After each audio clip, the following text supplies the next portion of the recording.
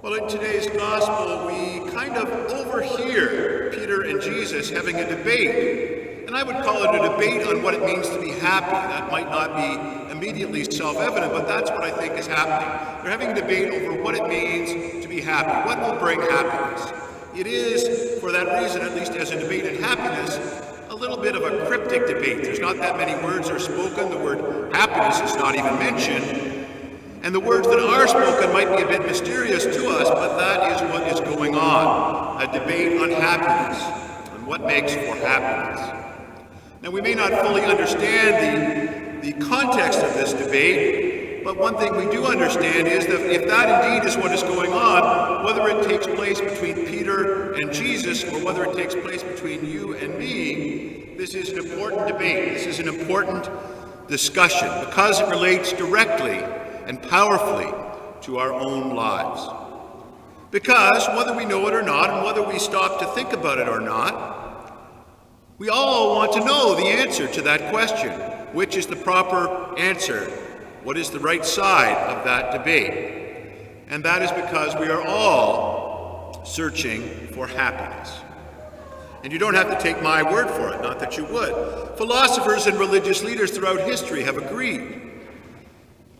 4 centuries before the time of Jesus, the ancient Greek philosopher Aristotle put it like this: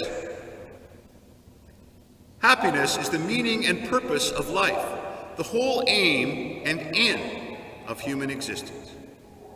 And in contemporary times, the Dalai Lama, the spiritual leader of Tibetan Buddhism, very influential even beyond those circles, agrees. He says this: we 7 billion human beings, there are 7 billion of us now, he says, we 7 billion human beings, emotionally, mentally, physically, are all the same. Everyone wants a joyful life. We want a joyful life, a happy life. But what is it that makes for a happy life? In that is the million, or perhaps we should say now, the billion-dollar question. How can I be happy? And that is the debate we overhear Peter and Jesus having in today's gospel.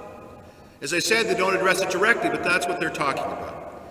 In the context of our Catholic Christian faith, we could say that, well, no, it's not so much a debate over happiness in general as a very specific debate over what it means to be the Messiah. And the reason we would say that is because last week's gospel, which we did not hear, because we were celebrating Pope St. Pius X, in last week's gospel we heard Peter profess that Jesus was the Messiah, which means the anointed one, the king, the one that the Father had promised to Israel and to the world. And so we know that Jesus is the Messiah. And then today's gospel takes up immediately after that, and right in the context of that. So there is some logic in understanding this as a debate about what it means to be the Messiah.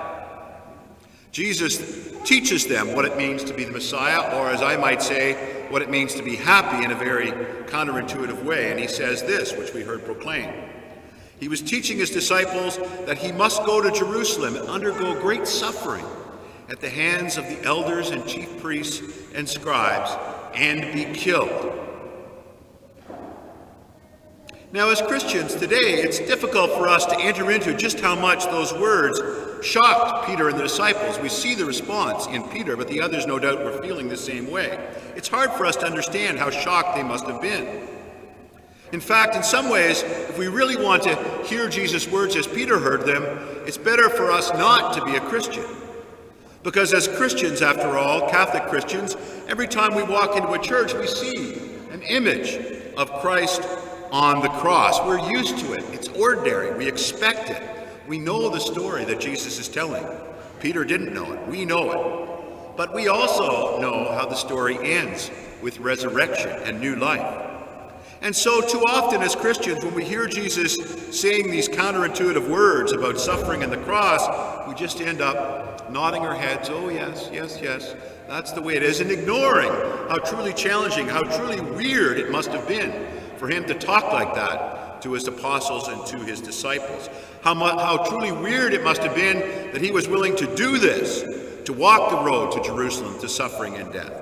And if we're honest, we should also reflect on how weird it must seem to others that we are called and might choose, indeed, to live in some way, at least, like this. It's weird. And Peter agrees, because the next thing we hear in the gospel is that Peter took Jesus aside and began to rebuke him, saying, "God forbid it, Lord. This must never happen to you." If I might be permitted a modern-day paraphrase, it's like Jesus says to Jesus, "Jesus, just stop talking like this. It's really weird. You're creeping me out." Finally, we would say someone who actually cares about Jesus' happiness. But instead of accepting what Peter says, or explaining how it all might someday make sense, Jesus doubles down on the weirdness. And this is what he says next. "Get behind me, Satan. You are a stumbling block to me, for you are thinking not as God does, but as humans do." And indeed, that is exactly what Peter is doing, and that's why what he says makes so much sense to you and me.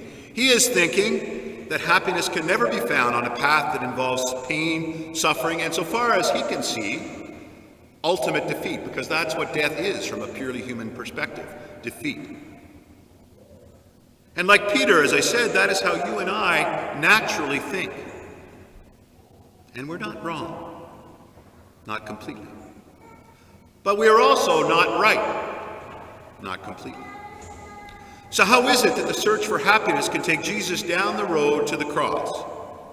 And how is it that he then teaches us, because that's the next part of the gospel, how is it that he then can teach us that if anyone wants to become my follower, let him deny himself, take up his cross, and follow me? As Christians, we believe that that is true. Indeed, many of us here today or watching online may already have experienced it. But it still seems, to us even, sometimes at least, it still seems weird.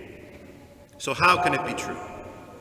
Well, we need to begin by considering how we understand ourselves as human beings, who we think we are and what we think will bring us happiness. What makes us happy? What makes me happy?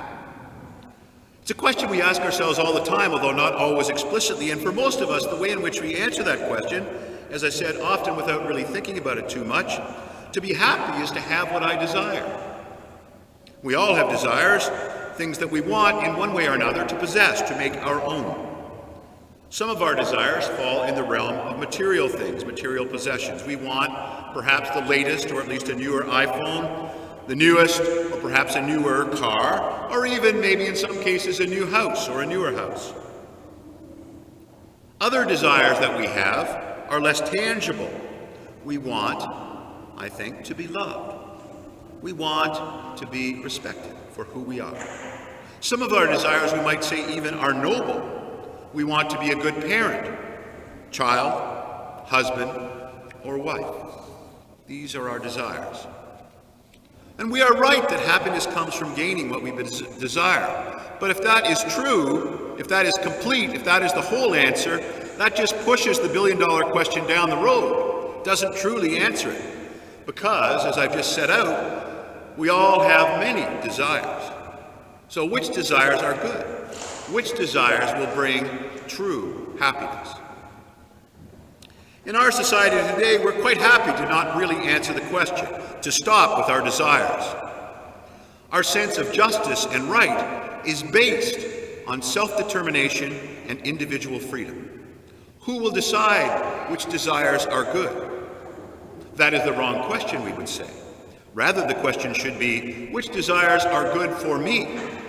I am the only person who can legitimately answer that question. That is what we mean when we say freedom and equality. That is what we think happiness is. It is my right to decide which of my desires are good for me. Indeed, we could almost say we believe that it is our desires that teach us what is good. What we desire is good. It's in our culture. Except, of course, we do not, even those who would profess to believe it, we do not actually live in that way. My desire, to take the example of material possessions, my desire for the latest iPhone, for example, is not purely my own. It is actually shaped and perhaps even caused by my living in a society and a culture where such things are vitally important and held in high regard. And despite our focus on our freedom to fulfill our desires, we also choose to live in a society that limits that freedom by laws. If, for example, I have a sports car, and the reason I got that sports car is to make full use of its potential, and I want to drive really, really fast, let's say a couple hundred kilometers an hour down the road, well, the reality is that that particular desire, fulfillment of that desire, is going to be denied me by traffic laws. And on a more profound note, if it makes me happy, if it's my desire to always have my way in family relationships in any way I can, up to and including physical domination and violence, well, my freedom to fulfill that desire is also limited by the law regarding assault and family violence. So then, not every desire seems to be created equal. And that is because, and that rather is something that our society doesn't always like to discuss. We live it, but we don't always talk about it. That is because underneath our respect for individuals and individual freedom, we actually have a vision of what it means to be a human person. More than that, we have a vision of what it means to be a good person. And we are willing not only to enforce that vision, but also to educate people in it and to shape them in many different ways. The world in which we live, the movies we watch, the advertising we see and hear that we are exposed to, even the news that we watch being reported that presents itself as completely neutral, the laws and regulations we encounter, each of these and all of these are actually, among other things, this is not their sole purpose for the most part. They're in the business of educating our desires, of shaping us, of teaching us what is good. And that is also what Jesus is doing. But Jesus is doing it out in the open. For many people today, that makes Jesus, and indeed we as his followers, bad people. What we call teaching is seen by them rather as imposing our view of what is good on others. Well, if trying to teach is to impose and is unjust, I would say, well, we are guilty of that. But so is Apple when they buy an advertisement telling us how great it will be to have the new iPhone.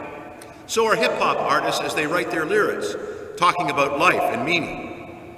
So is the government when it passes legislation, and so too the anchor person on the nightly news, the reporters. So, Jesus, along with almost everyone else in our life, is trying to educate our desires. And here, as we return to Jesus and to what he says, once again is where things get weird. Because in today's gospel, Jesus teaches us that it is in denying ourselves and our own desires that we will find happiness. And that only there can we find what every person on earth is searching for. And that is something that's just tough for us to understand. It doesn't make sense on the face of it. It certainly makes no sense if all of our desires are equally good for us. If the good is simply what I desire, then there's no reason to deny myself anything. And in theory, we might profess that as a culture, but we already know, and I've already talked about how that isn't in practice true. And we know it from our own experience. Not every desire is equal.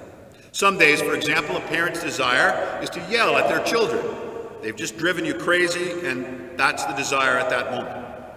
Now, fulfilling that desire might make them happy for the moment, but in the long run, given their understanding of what it is and what it means to be a parent, they know that it will not. Some days, well, in truth, most days, my desire is for a chocolate milkshake, or perhaps two. That certainly would make me happy in the moment.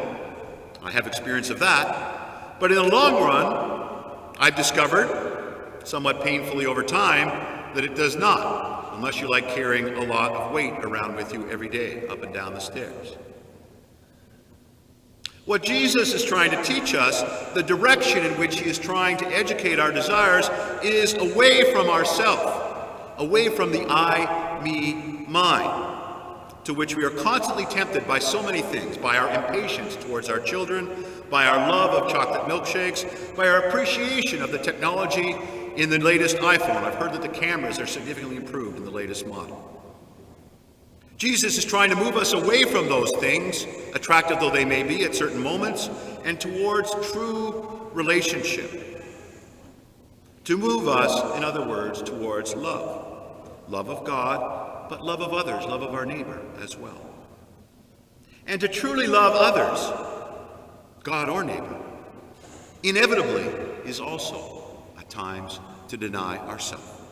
To put the other person, God or neighbor, to put them in the first place. And that is challenging. And as our Lord knew, and as Peter would one day learn, we know this from history, that can mean taking up our own particular cross, or sometimes more than one. That can mean denying ourselves even to the point of giving away our life.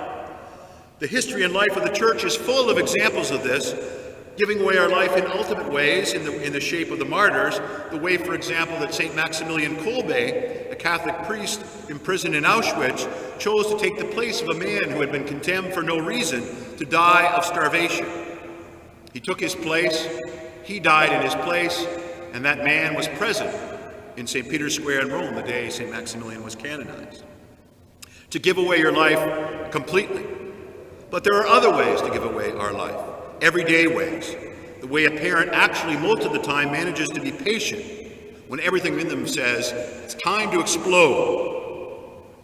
St. Maximilian and that parent both have chosen, in different ways and on different scales, it's true, to deny themselves, to give themselves and their desires away. We are all on a search for happiness.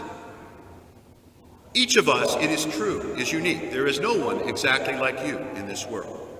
But each of us is also one of God's children, created for happiness, created for love. And so we share a common nature, a common destiny, and a desire. We did not create ourselves. Our life comes to us as a gift. And we will only ever be fully happy when we stop trying to take possession and control of our life and appreciate it for what it is. A free gift. Or as Jesus says to Peter and the disciples in the gospel today, and so also then to us, whoever wants to save their life will lose it, and whoever loses their life for my sake will find it.